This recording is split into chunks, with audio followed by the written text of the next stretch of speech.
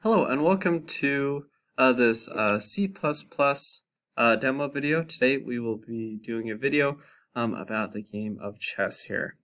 So to start out, I'm here in the repository that I have. So this program was made by a group of individuals. Those individuals are Ben Painter, Starballs, and myself, Mike Downs. So the purpose of this, program was obviously to make the game of chess, but specifically to try and do it in a way where we utilize inheritance.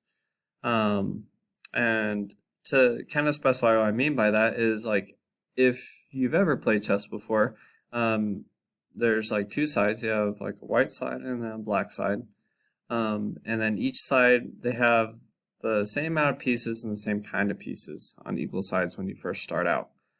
So you have like simple pieces like pawn, where usually they can only move forward, or you might have like pieces like knights that can move in L shapes, or queens that can basically almost move everywhere. But basically the goal of the game is to protect your king and to trying to kill the other opponent's king.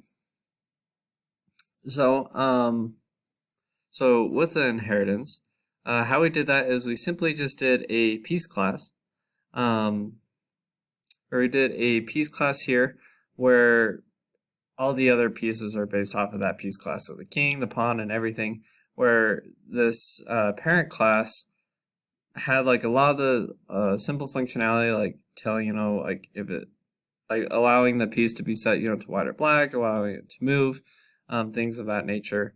And then if we had to make any changes or any specific things to the pieces, like maybe their specific movement or how they can move, then we just go into some of the children classes and all that. So let's get started here.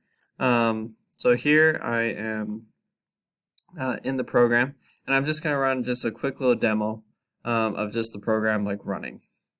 So here we have the chessboard. It pops up. Functions. So in chess, white goes first. So if I were to do black, I can't move forward one. Or here, I can. So I can move two. Same thing with black. And then white. I could choose to kill this pawn, and I probably will. And black will go that way. Now here is a special move called en passant, where the pawn, if the other opponent's pawn has only moved once, then you can either choose to keep going or you can kill by going diagonal. So I'll choose to kill it.